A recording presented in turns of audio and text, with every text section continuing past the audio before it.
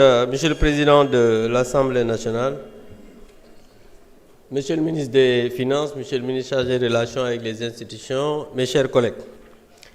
Monsieur le Président, je voudrais faire mienne certaines observations de mes collègues Thérèse et Thierno Alassane, surtout par rapport à la microfinance pour Thérèse, mais aussi c'est ce que Thierno a dit, des dispositions communautaires qu'on intègre un peu dans notre corpus juridique. Donc nous allons voter ces projets de loi, bien que le président a dit qu'il n'y a pas d'opposition dans ce pays, mais nous ne sommes pas une opposition mécanique. Nous sommes une opposition responsable. Et c'est pourquoi, Monsieur le Président, je voudrais aussi faire cette observation parce que l'Assemblée nationale est régie par des textes et des lois.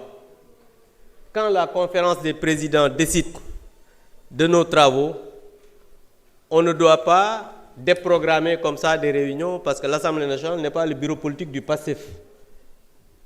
Il ne faut pas que des députés yeewu xëy war a liggéey si ñu envoyé leen message ne ñu reporté nañ c'est la séance. C'est inacceptable. Il faut qu'on respecte l'Assemblée nationale parce que nous sommes régis par des textes.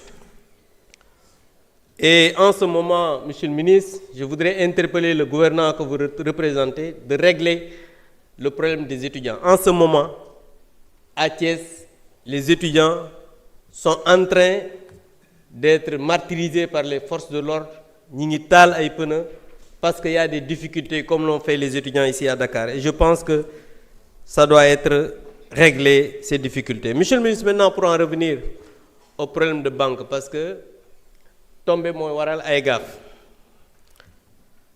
tey jii ñu ngi ci réglementation bancaire ak réglementation microfinance mais barki démboo njaay démb rek ñi ngi waxu BIDC ak benn scandale boo xam ne nee nañ 8 milliards avant boobu am na affaire Azer te yéen defagu leen fi sax at ñu commencé waxu parce que kii joxe woon information yi bi ñu ko dégloo dañ ko bàyyi mu dem loolu moom mooy joxe na ay documents yu leer donc le Premier ministre aujourd'hui doit s'expliquer parce qu'on a incriminé un ministre de son gouvernement et la BIDC du banque commerciale banque d'investissement la yaa ma ko gën a xam parce que ay ministre des finances détenu à 70% capital par les États 15 États du Sénégal am na ci 7 et quelques %. C'est vrai qu'il y a 3 pays de l'AES qui sont sortis, sûrement après on va redistribuer les trucs, bien que bariwul c'est 7% pour les 3. Nigeria moo ci ëppale, après Ghana, Côte d'Ivoire, nous on a 7%. Mais un banque d'investissement boo xamante ne nii nekkul à caractère commercial ñu ciy wax ay waxu transfert 8 milliards entre un homme d'affaires et un ministre du gouvernement. Ça, c'est un scandale. Et je pense que Sénégalais, parce que tout à l'heure, j'ai entendu un de mes collègues, muy wax way sàcc. Yéen defagu leen at ñi ngi leen di wax ay waxu sàcc. At sax defagu leen ko ay sàcc milliards lañ leen di waxal. Donc je pense que s'il vous plaît, quand on est courtois, on laisse les gens parler.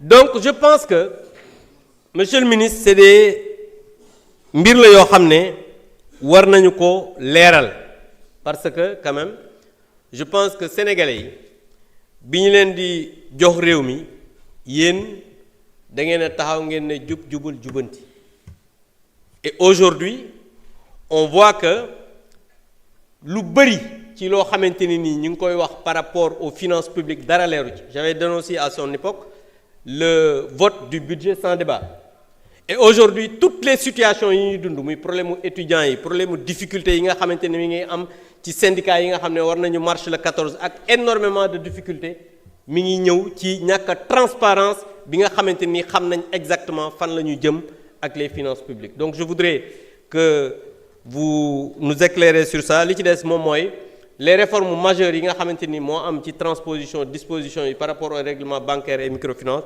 je voudrais que vous nous en faites cas pour ñu mën ci xam je vous remercie. Merci honorable Abdou Mbow. Honorable Tafsir Thioye, vous avez la parole.